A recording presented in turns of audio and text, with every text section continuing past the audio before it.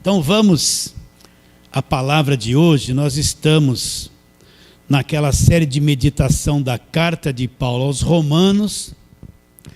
Então hoje nós vamos ler novamente, como domingo passado, Romanos capítulo de número 5. E vamos ler o verso 1 e 2. Romanos 5, versos 1 e 2. Justificados, pois, pela fé ou mediante a fé, olha que verso rico, ó. Temos paz para com Deus por meio de Jesus Cristo, e a tônica está no verso 2. Por intermédio de quem obtivemos igualmente acesso pela fé a esta graça, na qual estamos firmes e nos gloriamos na esperança da glória de Deus. Olha, a tônica vai ser essa frase aqui: acesso pela fé a esta graça na qual estamos firmes. Então, por que Paulo escreveu esta carta aos Romanos? Porque Paulo precisava expor este evangelho da graça de Deus. E para mim entender o que é evangelho, olha, eu tenho que repetir isso muito. Durante anos foi construído na nossa cabeça isso. O evangelho é a Bíblia toda. Não, a Bíblia toda, ela é a palavra de Deus. O Velho Testamento é palavra de Deus? É palavra de Deus. Toda a Bíblia é a palavra de Deus inspirada. Agora eu preciso me localizar na Bíblia. Eu preciso entender as coisas que na Bíblia já se cumpriram e não são para o dia de hoje. Eu tenho que entender a lei para quem foi dada, se foi dada para mim ou para o povo judeu. Foi dada para o povo judeu cumprir, não para mim que não sou judeu. Eu tenho que entender essas coisas. Toda a Bíblia é inspirada por Deus, é a palavra de Deus, mas é claro, mas o Evangelho não é toda a Bíblia. O Evangelho, ele começa depois da cruz, e ele foi especificamente revelado ao apóstolo Paulo. Você tem que ter clareza sobre isso. Então, para mim entender o que é Evangelho, eu tenho que saber localizar as cartas de Paulo, e definir aquilo que é evangelho. Por exemplo, foi bonito lá no Velho Testamento Elias fazer cair fogo do céu, foi bonito, ele não matou os profetas de Baal, foi bonito, mas aquilo é o evangelho da graça de Deus? Não, aquilo é a história do povo judeu, esse grande profeta Elias, não é? Mas não adianta chegar para você e falar, olha, vai cair fogo do céu, e fazer aquela pregação sobre o altar, a água que encheu o altar, porque é uma coisa que não cabe mais para nós nos dias de hoje. Não é evangelho, é bonito, mas não é o evangelho da graça de Deus. O evangelho da graça de Deus vai acontecer milhares de anos depois de Elias. Não é? É bonito contar lá, eu falo sempre isso, derrubar as muralhas de Jericó. Quem é que tinha que entrar na terra prometida e tinha uma terra prometida para entrar? Era você? Não. Aquilo era uma promessa feita a Abraão e para o povo judeu. E tinha muralha para derrubar. Então Deus deu uma estratégia para eles rodearem a muralha. E eles rodearam e caiu as muralhas. É bonito, mas não adianta eu pegar aquilo ali e trazer para os dias de hoje. Porque rodear a muralha de Jericó não é evangelho. Nós não temos mais muralhas na nossa frente para derrubar. Tudo que era impedimento, Jesus a derrubou na cruz. Está bem claro isso no seu coração? Então toda a palavra de Deus é Bíblia inspirada por Deus, sim. Mas o evangelho, se eu quiser entender, eu tenho que pegar as cartas de Paulo. Porque a ele foi, conforme vamos falar hoje, foi revelado este evangelho da graça de Deus. Então Paulo escreve essa carta aos Romanos e ele expõe o que é o evangelho da graça de Deus. Então, só para recapitular, a pessoa pensa que evangelho é ir numa igreja para Deus resolver todos os problemas dela. Então você vê a igreja lotada de gente. Um monte de gente que está ali não entende nada do evangelho. Ele está ali para Deus resolver problema. Aquele que tem problema familiar quer que Deus resolva o problema familiar. Aquele que tem problema financeiro, ele quer um Deus que resolva o problema financeiro dele. Se a pessoa está com alguma enfermidade, ela quer um Deus que vai curar. Ela quer ir para a igreja para encontrar um Deus que vai curá-la. E eles ficam anos atrás dessas coisas e não entendem que evangelho não é Deus resolvendo o problema das pessoas. Jesus Cristo disse assim, olha, enquanto nós estamos no mundo, nós vamos passar por aflições. Então nós vamos passar por problemas diversos. Eu vou passar, você vai passar. Uns mais, outros menos. Alguns vão ter enfermidades, outros não. Alguns terão muitos problemas financeiros, outros não. Mas Jesus não prometeu que eu ser crente e crer nele, eu vou ter uma vida esplendorosa sem problema nenhum. Não tem essa promessa na Bíblia. É o falso evangelho que promete. Se eu for para a igreja, eu vou ter uma vida maravilhosa, eu vou ter tudo, não vai me faltar nada, eu vou ser cabeça, não vou ser cauda, eu vou comer o melhor dessa terra. Eles vão pegar aquelas promessas feitas para quem guardava a lei, não é? Mas você olha no âmbito geral, a maior parte dos crentes não são ricos, têm problemas, têm dificuldades, têm problemas financeiros. Muitos morrem por alguma enfermidade. Então o evangelho não é solução de problema, o evangelho é entender a queda do homem em Gênesis 3, a raça humana estragada, perdida, pervertida, cheia de sofrimento. Jesus Cristo vem ao mundo, vai pagar o preço por tudo isso que entrou por Adão, e aquele que acreditar nele vai ter a vida eterna, vai viver a imortalidade. É nisso que se resume o evangelho, e dentro dessa verdade, eu vou entendendo tudo que é evangelho, o que Cristo fez na cruz, tudo que aconteceu por mim, e vou aprendendo a viver pela fé no evangelho da graça de Deus. Está claro isso na tua mente? Então, carta de Paulo aos Romanos vai nos ensinar claramente o que é evangelho. E evangelho não é solução de problemas. Mas vamos lá, vamos ler de novo versos 1 e 2. Então, nós já falamos isso a semana passada, vamos lá.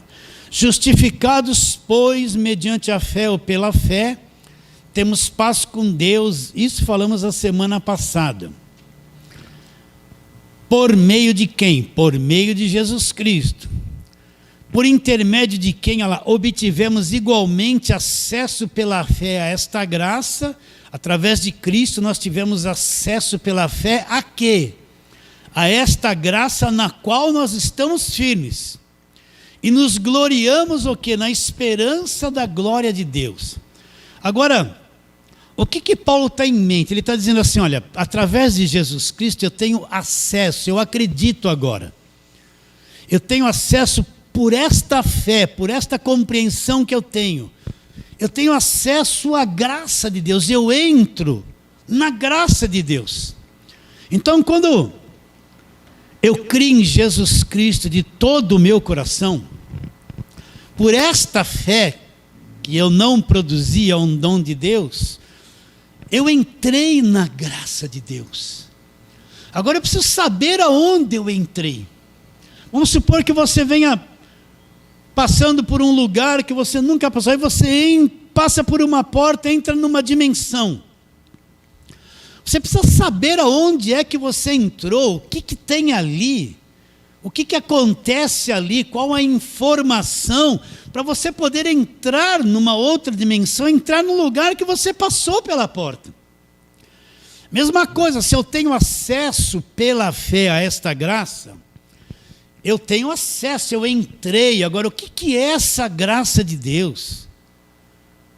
Que graça é essa que eu tive acesso?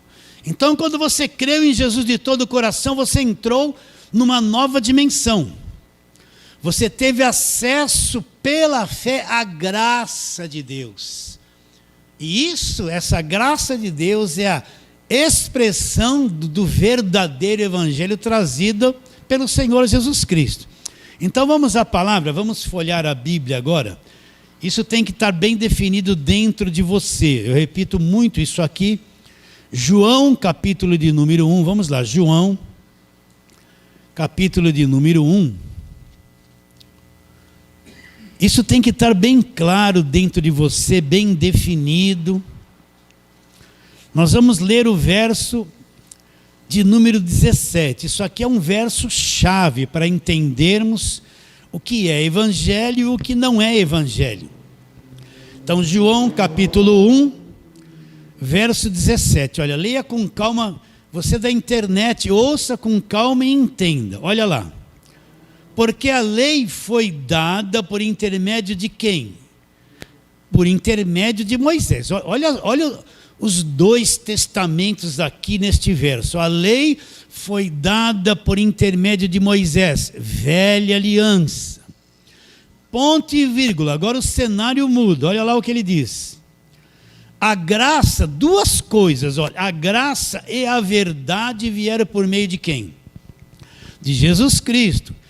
Então, olha lá, a velha aliança, a lei foi dada por intermédio de Moisés. Aquela primeira aliança, Velho Testamento, veio através de Moisés. Para quem foi direcionada esta lei dada por intermédio de Moisés? Foi direcionada para os gentios, que são os demais povos, e não são judeus? Não.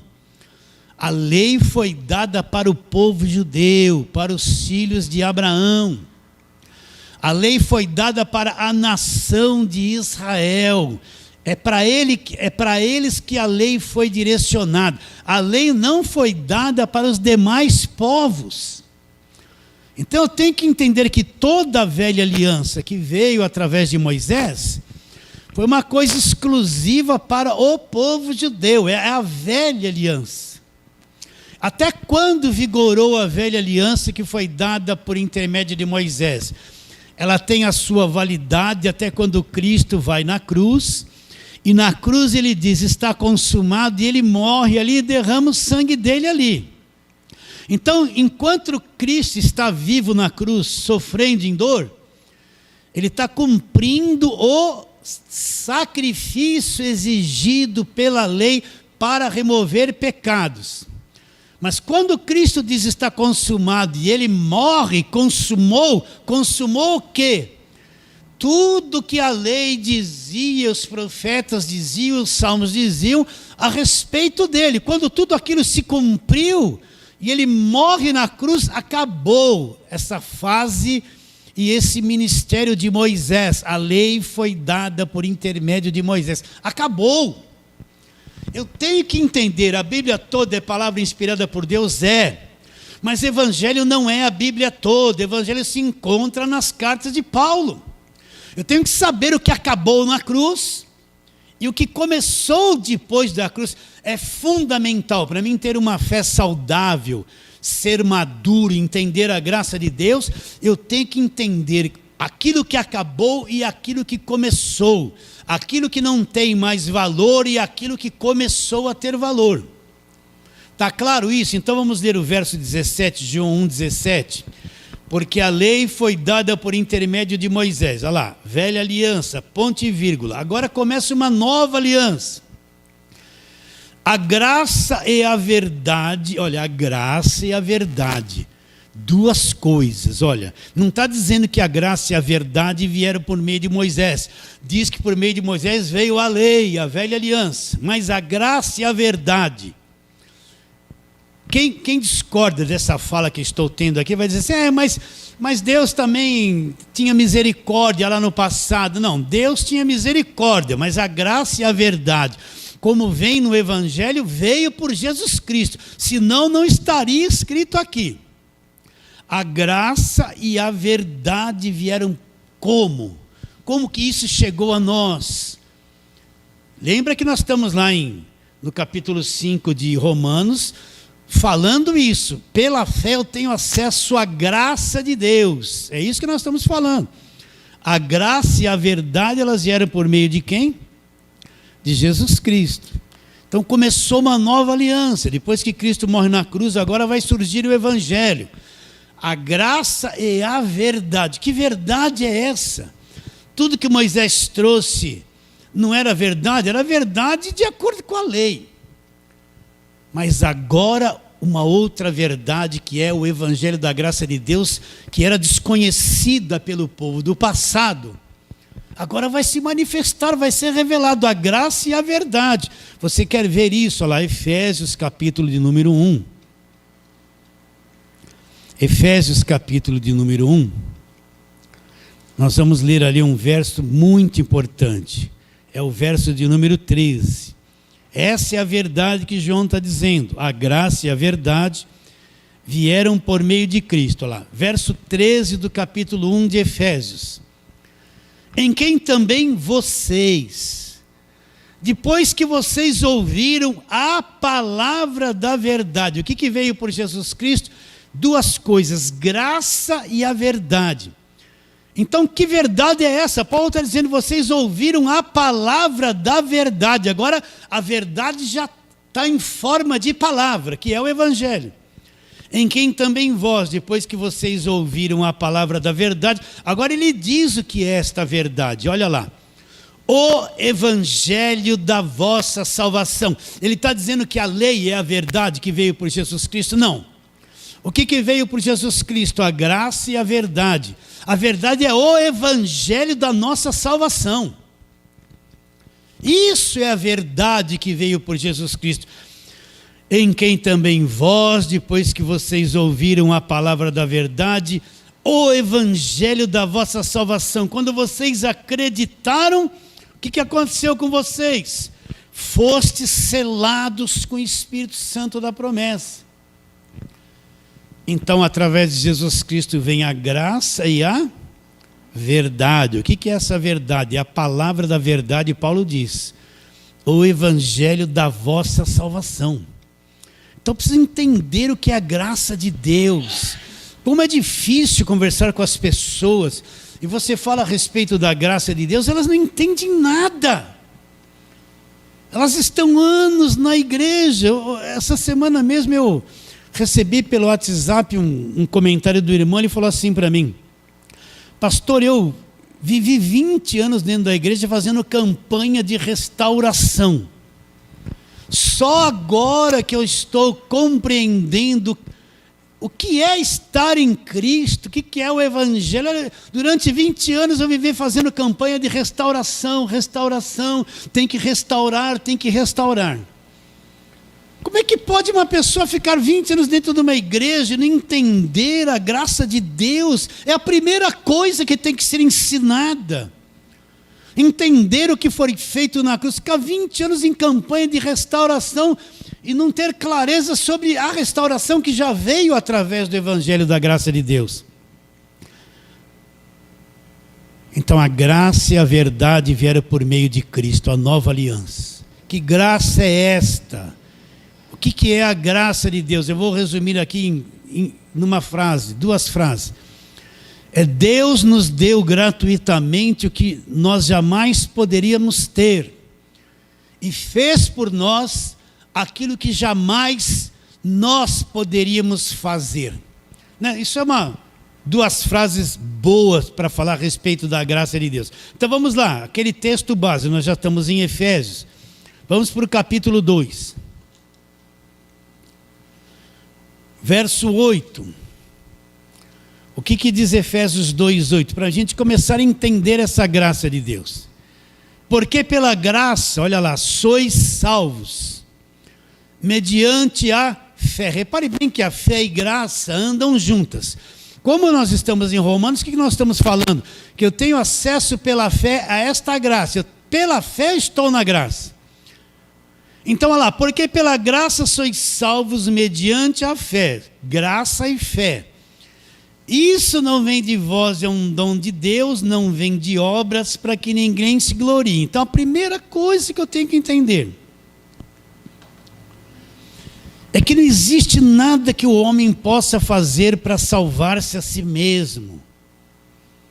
Eu falei isso aqui umas milhões de vezes aqui. Então, não existe nada. Eu posso ser religioso, eu posso frequentar a igreja evangélica, eu posso fazer todas as campanhas, eu posso fazer todos os votos, eu posso dar todo o meu dinheiro, eu posso fazer tudo religiosamente falando que o falso evangelho me pede para fazer. Eu posso subir a escada de Aparecida de joelho, me ferir todo. Eu posso ir lá acender 5.000 velas. Eu posso ir a pé daqui de São Paulo, pegar a Dutra e ir até Aparecida para pagar uma promessa. Eu posso estar numa mesa branca e Espírito vem em mim para ser iluminado e sai, vai. Eu posso fazer muita caridade. Eu posso fazer tudo com a religião. Eu posso ser um monge, viver lá num castelo no meio de uma serra, naquele alto, meditar o dia inteiro, trabalhar no meu corpo para dominar a carne. Eu posso fazer tudo, pôr bomba em mim, ir num lugar lá, matar um monte de pessoas em nome de Deus. Meus irmãos, não existe uma obra, entenda isso. É impossível para o homem salvar-se a si mesmo por esforço próprio. Não existe nada que o homem possa fazer que lhe dê condições de salvação. Isso, para mim começar a entender a graça de Deus, eu tenho que entender isso. Porque é impossível para o homem salvar-se a si mesmo. Está bem claro, a salvação é uma coisa tão grande, tão poderosa, e não está no alcance da mão do homem. Não está no alcance da religião, não está no alcance de disciplina para a carne, não se paga por ela, não tem dinheiro que compre a salvação. É impossível para o homem salvar-se a si mesmo. Agora, alguém lá do outro lado na internet que está começando agora, mas pastor, salvar de quê? Salvar de quê? O senhor está falando de salvação, é impossível para o homem, não tem nenhuma obra, mas salvar de quê? Agora que a coisa pega e é bom essa pergunta. Vamos lá, João, volta lá, Mateus, Marcos, Lucas, João, olha o leitinho sendo pregado. Salvar de quê? Pela graça sois salvos mediante a fé, isso não vem de vós, mas eu vou ser salvo de quê? Olha lá, verso 16 do capítulo 3 de João. A maior declaração de amor do universo. João 3,16. Porque Deus amou o mundo de tal maneira, olha, Deus começa a agir. Deus amou o mundo de tal maneira que deu o seu único filho. Para que Jesus Cristo foi dado? Para que Jesus Cristo veio a esse mundo? Para quê? Para dar um carro para alguém? Para dar dinheiro para alguém? Por que Deus um dia se encarnou, assumiu um corpo humano e veio nascer aqui na terra e morrer na cruz? Para quê? Para mim resolver problema? Não, olha lá, Deus amou o mundo de tal maneira que deu o seu único filho para que todo que nele acreditar tenha a vida eterna, não pereça, mas tenha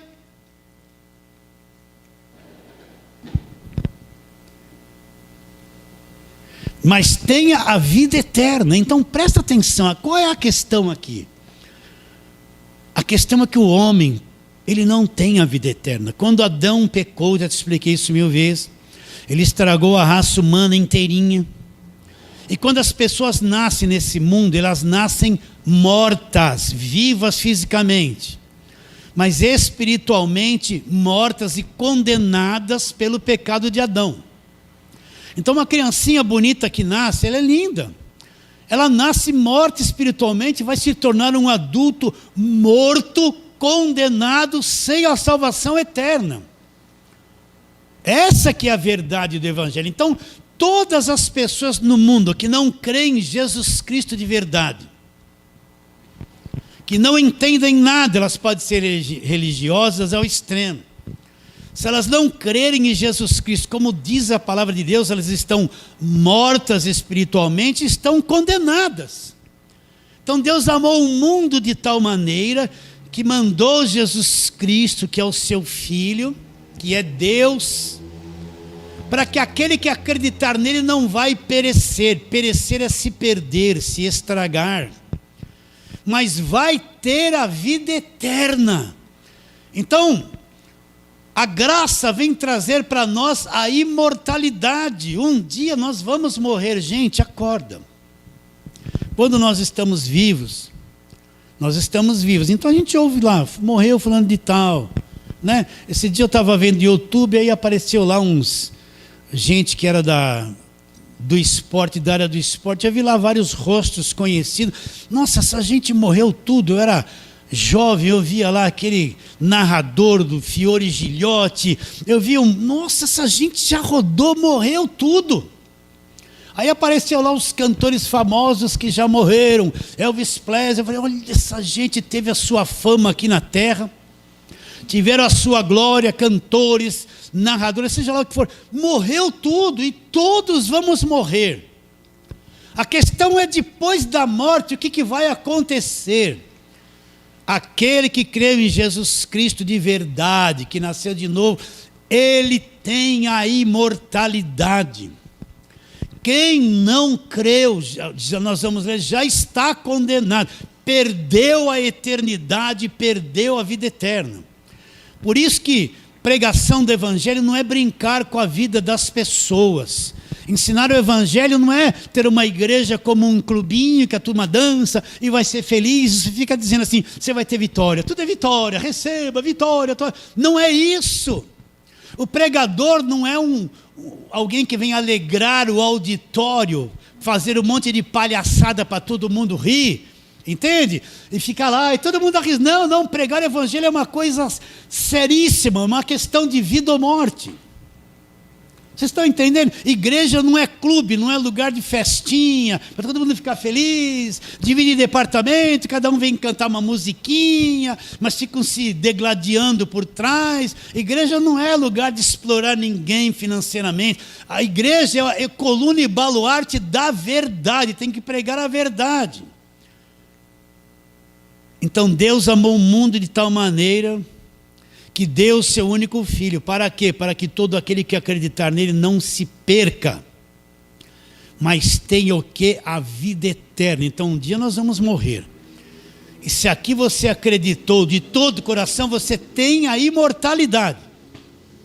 E se você não acreditou, ficou no falso evangelho, não entendeu nada do evangelho da graça de Deus, você está perdido. Essa é a verdade, meus irmãos. Vamos ler de novo, verso 16. Porque Deus amou o mundo de tal maneira que deu o seu único filho, para que todo aquele que nele crê não pereça, não se perca, mas tenha vida eterna. Olha lá.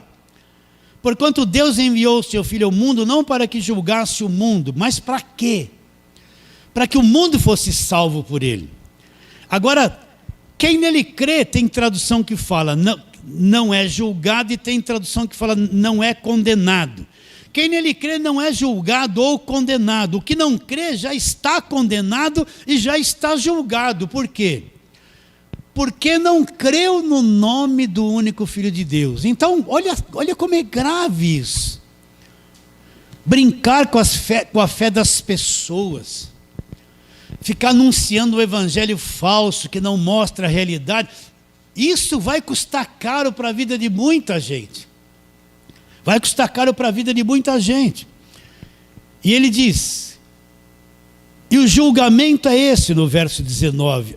A luz veio ao mundo e os homens amaram mais as trevas do que a luz, porque as suas obras eram más. Então, volta lá para Efésios 2:8. Porque pela graça sois salvos, mediante a fé. Isso não vem de vós, é um dom de Deus. Salvos de quê?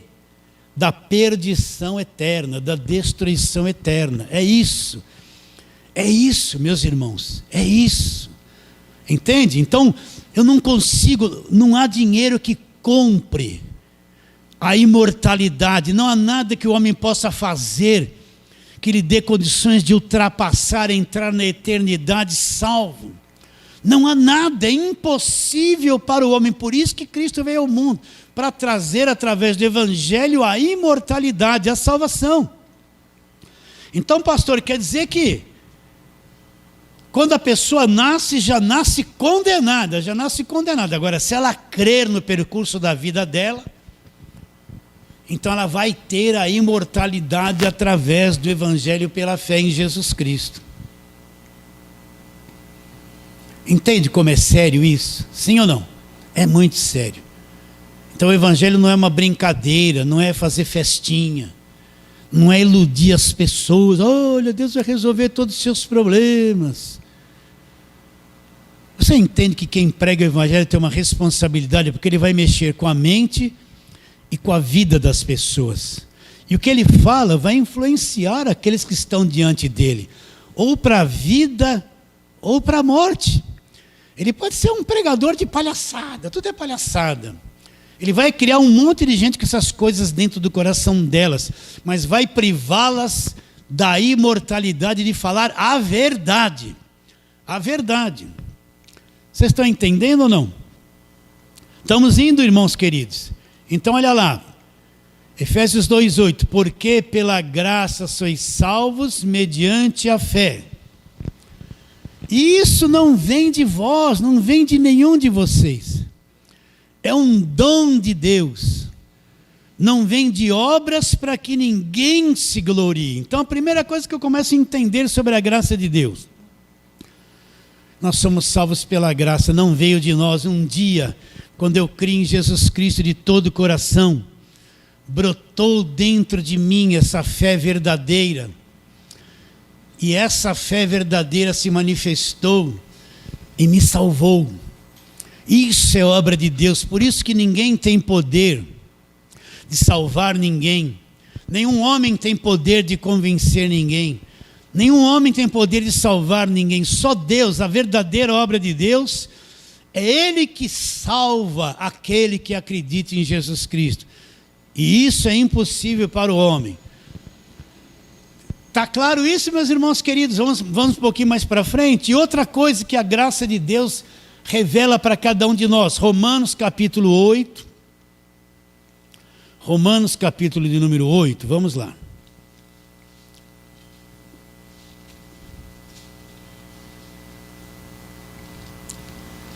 Nós vamos ler o verso 31 e 32. Romanos 8, 31 e 32. Diz assim: que diremos, pois, à vista destas coisas? Né? É uma pergunta. Quais coisas Paulo está falando? O que eu vou dizer à vista dessas coisas? Se você for de Romanos 1 até Romanos 8, onde nós estamos lendo, o que Paulo está ensinando?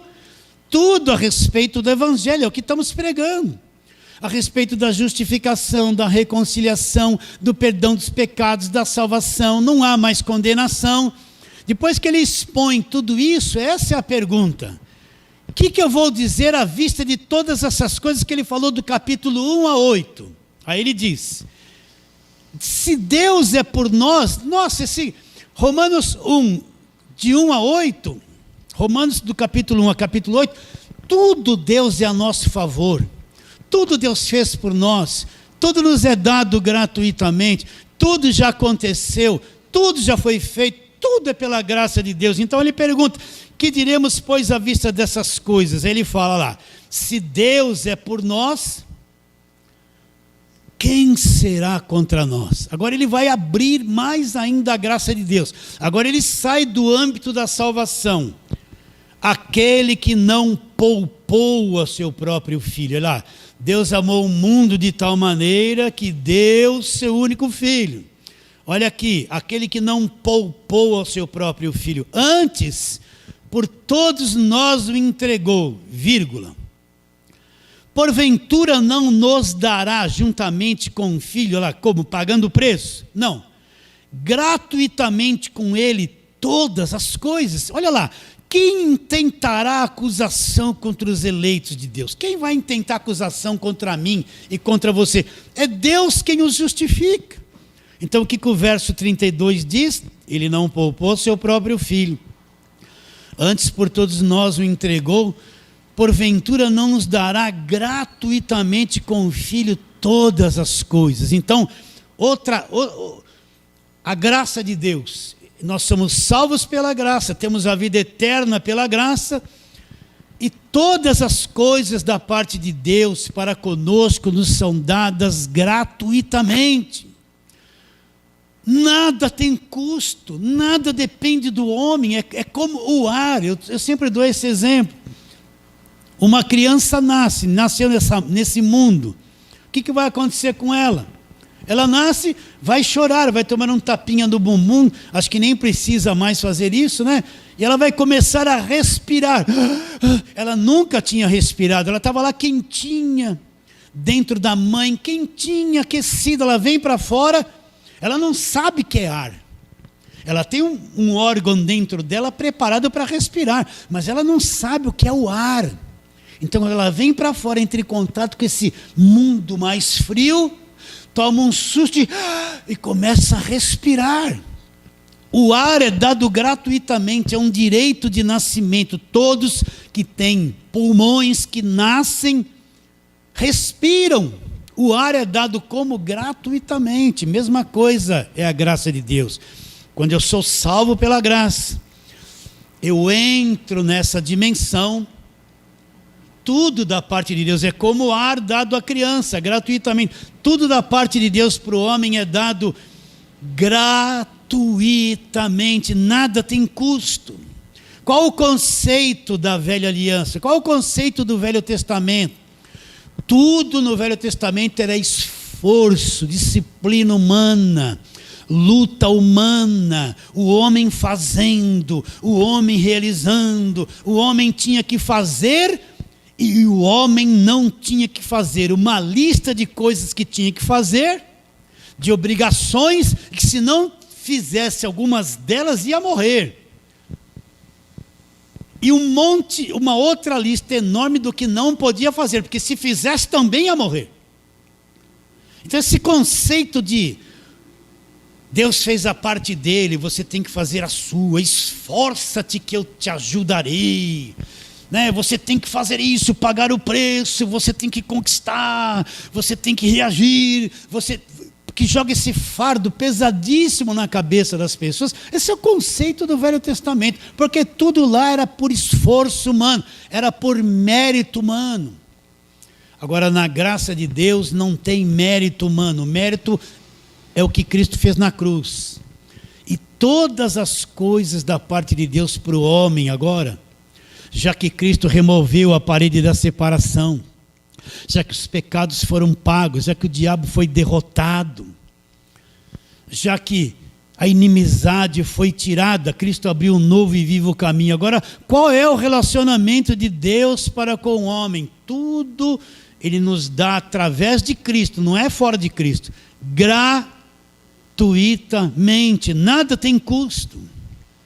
Por isso que essa doutrina de pagar preço, meus irmãos, vocês devem estar cansados de me ouvir falar isso. Essa doutrina de mérito próprio, de obras, é uma coisa falsa dentro do Evangelho. Porque eles, vou falar de novo, não é a maioria, eles dão a impressão que o Deus é um Deus de barganha, Ele quer trocar coisas comigo, trocar mercadoria. Ah, você precisa de uma bênção, então, olha, você precisa dar um dinheiro para a igreja. Ele não pode abençoar sem você ter que dar um dinheiro. Vocês estão entendendo? Ah, você tem que pagar um preço. Você tem que dar o teu melhor. Aí você vem com o teu melhor, é o teu tudo diante de Deus. Deus vai olhar, avaliar. Bom, agora sim. Agora eu vou te dar uma coisinha que você está querendo. A visão do Deus da velha aliança é um Deus de barganha, que quer toda hora, para me dar alguma coisa, Ele tem que cobrar outra. É um Deus que só se move por oferta. É um Deus interesseiro. Mas a visão de Jesus Cristo na graça de Deus é que todas as coisas nos são dadas como? Gratuitamente. Olha como é grande o que foi feito na cruz. Deus agora, Ele não está olhando para mim com o dedo apontado, me cobrando um monte de coisa. Ele quer que eu tenha uma vida limpa aqui na terra. O verdadeiro cristão tem que ter uma vida limpa. Dentro daquilo que o máximo que ele possa fazer. Porque ele é um cristão. Se ele está trabalhando num lugar, ele tem que ser um cara que saiba lidar com todo mundo, que seja obediente ao que o chefe pede, que não suborne em nada, que não seja preguiçoso. Ele é um cristão, gente. Ele não precisa falar, tem que aceitar Jesus. Às vezes você vê um monte de crente nas empresas querendo pregar o evangelho, são desobedientes, chegam atrasados, fazem tudo para negar aquilo que eles querem falar para os outros acreditar. Então, você tem que ser uma pessoa melhor que você possa ser no relacionamento com o próximo, no relacionamento na igreja. Vai falhar, você vai falhar porque você é defeituoso. Mas porque você não vai roubar ninguém, né? A gente viu o pessoal lá na empresa, pegava todas as coisas lá do banco, material de escritório, levava tudo embora, roubava tudo. Isso é... O banco tem muito, né? Não, tem que ter uma vida limpa, vai falhar. Você tem que ter uma vida honesta, mas todas as coisas da parte de Deus para o homem são dadas gratuitamente. Então, quando você vai orar na graça, você não está com aquele peso na cabeça, devendo tudo para Deus. Você vê um Deus limpo, aberto para você, sincero, que te ouve, que tem prazer em você, que te salvou pela graça, e todas as coisas foram dadas para você gratuitamente. Entende isso? Agora, Deus não vai satisfazer todas as tuas cobiças. Eu tive um irmão na fé que ele era um bom crente, mas ele gostava de carro. E é bom gostar de carro, o carro é bom, mas não ser escravo do carro. Então eu lembro que naquele tempo, né, só para brincar, se fazia aquele consórcio no carnê, vocês lembram isso? Lembram, né?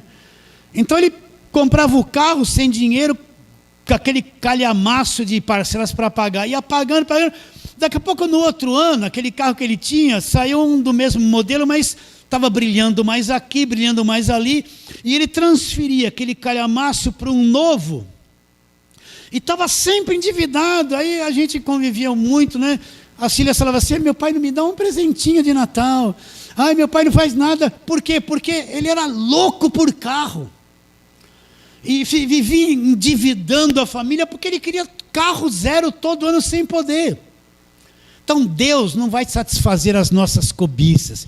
Aqui na terra a gente tem que ter sabedoria com o que tem, com o que vem nas mãos, o que gastar, o que pode ter, o que não pode ter. Você tem que ser sábio em viver. Como é que você pode viver mesmo no aperto e sem dívida? Deus não vai satisfazer as cobiças. Tem muito crente que está cheio de cobiça por coisas, ele quer tudo. E acha que Deus tem que dar tudo que ele quer. Não vai dar. Não vai dar, gente. Mas que tudo da parte de Deus agora para cada um de nós é dado gratuitamente. É dado gratuitamente. Então, quando eu vou orar, eu não chego diante de Deus pesado, duvidoso, estou devendo, tem um diabo aqui em mim. Não, chega livre e fala: Pai querido, eu te adoro. Sem barreira, sem culpa, o Senhor já fez tudo por mim. A oração se torna adoração. Em vez de ficar me dá, você começa a adorar a Deus em liberdade. É tão glorioso entender o Evangelho. Você vê como Deus se torna grande, gigantesco pela graça dele. Porque Cristo fez tudo por nós. Então, tudo da parte de Deus para o homem. Você na internet que me ouve, que ficou anos aprisionado num lugar que tudo tinha um custo. Eu sei que a tua mente ficou aprisionada por esse falso evangelho, bloqueada para as verdades da palavra de Deus, mas creia neste arroz com feijão, esse leitinho que está sendo pregado aqui. Deixa isso derrubar esse conceito errado de evangelho que foi posto na sua mente. Tudo da parte de Deus agora para o homem é dado gratuitamente. Agora você tem que andar com sabedoria. Senhor, eu apresento minha vida diante de ti. Preciso disso, daquilo. Estou andando debaixo da tua graça, esperando em ti. E viver debaixo, entendendo que Deus lhe dará todas as coisas gratuitamente. Então, o que nós estamos vendo? Nós temos acesso pela fé a esta graça na qual nós estamos firmes. Então, nós já entramos pela fé, já entramos na graça de Deus. Agora eu preciso fazer o quê? Conhecer tudo no Evangelho, a respeito do Evangelho, do que é a graça de Deus, a respeito, o que é crescer no conhecimento? É crescer no conhecimento do Evangelho da graça de Deus. Então voltemos lá para Romanos, nós estamos no capítulo 8. Vamos voltar, Romanos, capítulo de número 5.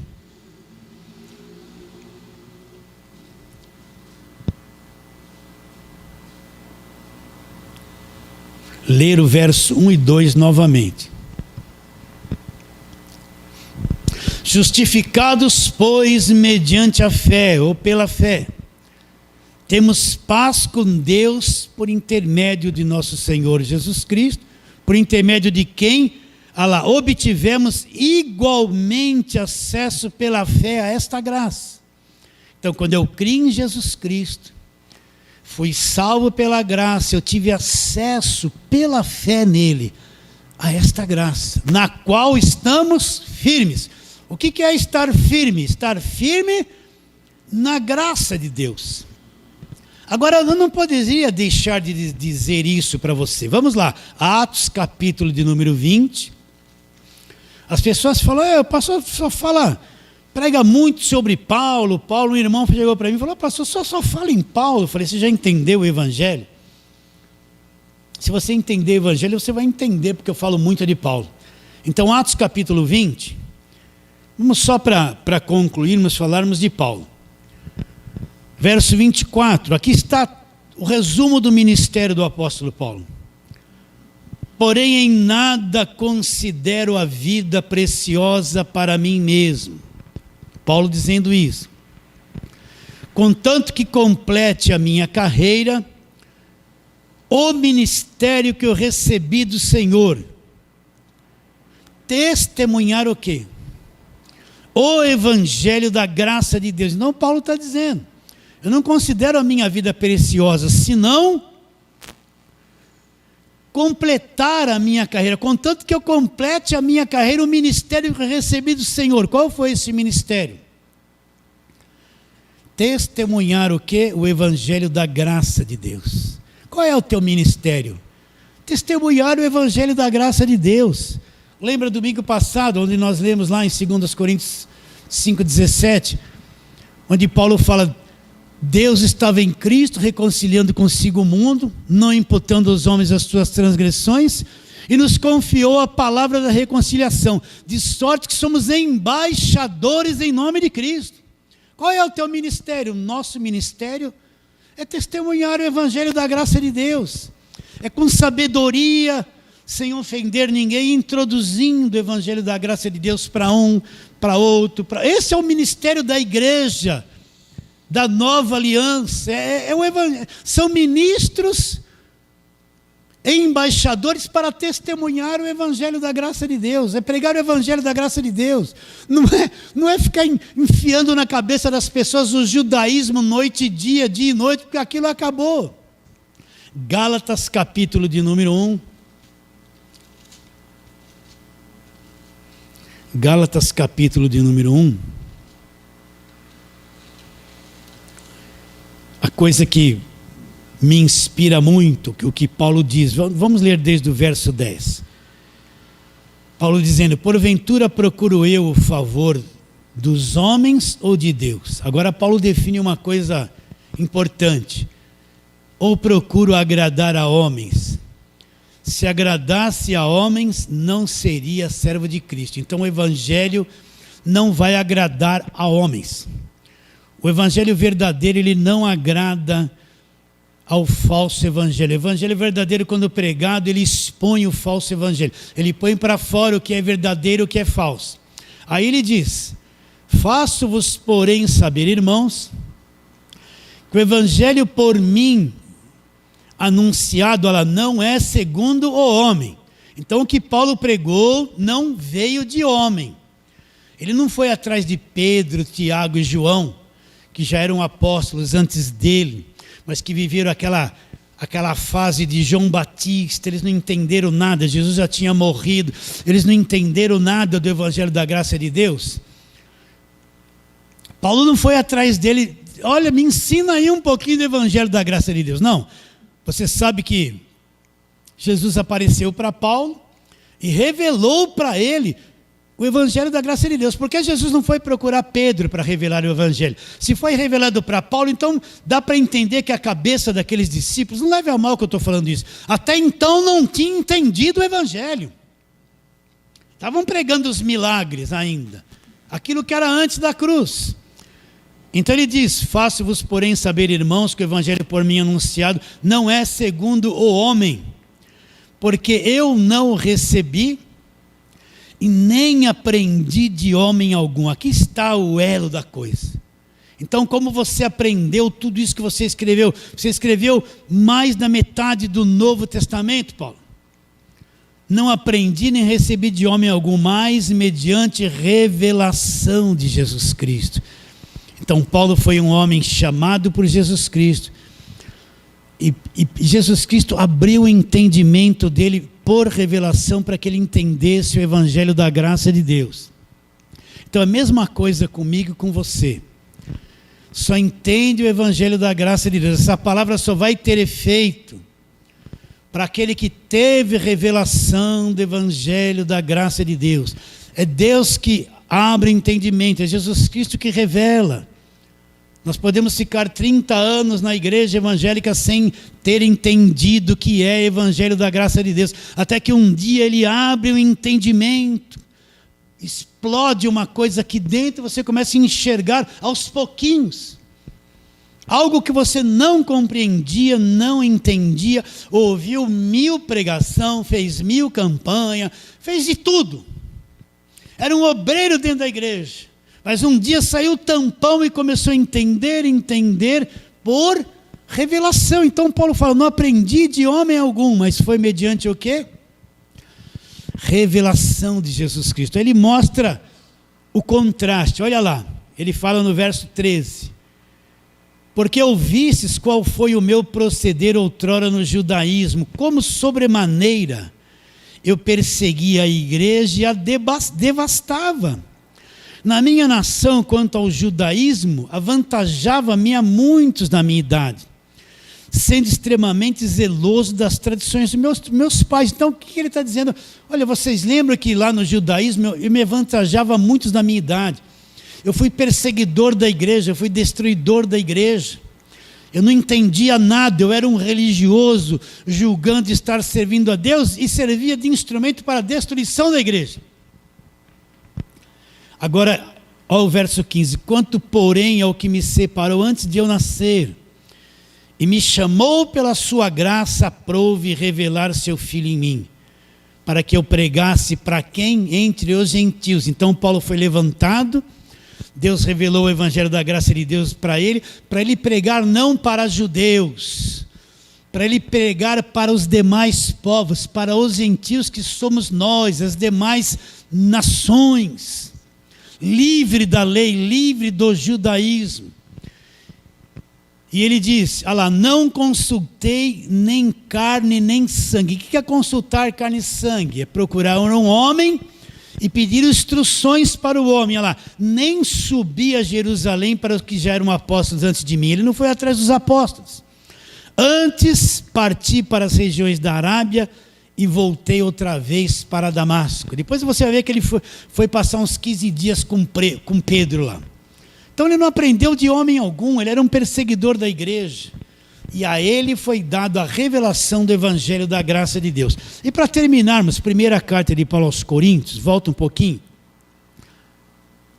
Capítulo de número 15, vamos ler versos 1 e 2, importantíssimos.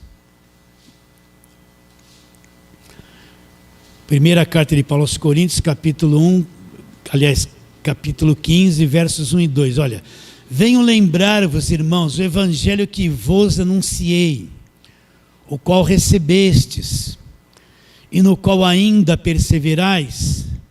Ele está dizendo, olha, por este evangelho também sois salvos. Como? Olha o que ele diz, olha, como é sério isso. Se retiverdes a palavra, de que forma? Tal como eu vou-la preguei. Por este evangelho vocês vão ser salvos, se vocês retiverem a palavra. Como? De que forma? Como eu preguei, a menos que vocês tenham escrito em vão. Então tem um monte de gente que vem para a igreja, atrás de bênção, vitória, acredita em Jesus Cristo, eles falam, vêm em apelos, mas creram em vão, eles não entendem nada do evangelho. Tem gente de coração bom, trabalhando, sendo sugado por um ministério da igreja, atrapalhando até a família por causa do ministério da igreja. está crendo em vão, não crê nada daquilo que é evangelho da graça de Deus. E às vezes você fala do evangelho da graça de Deus, e essa pessoa se vira contra você como se você fosse um inimigo dela. Inacreditável. Por este evangelho sois salvos se retiverdes a palavra tal como eu vou-la preguei. Qual palavra que Paulo pregou? A palavra do evangelho da graça de Deus. Fala assim, amém.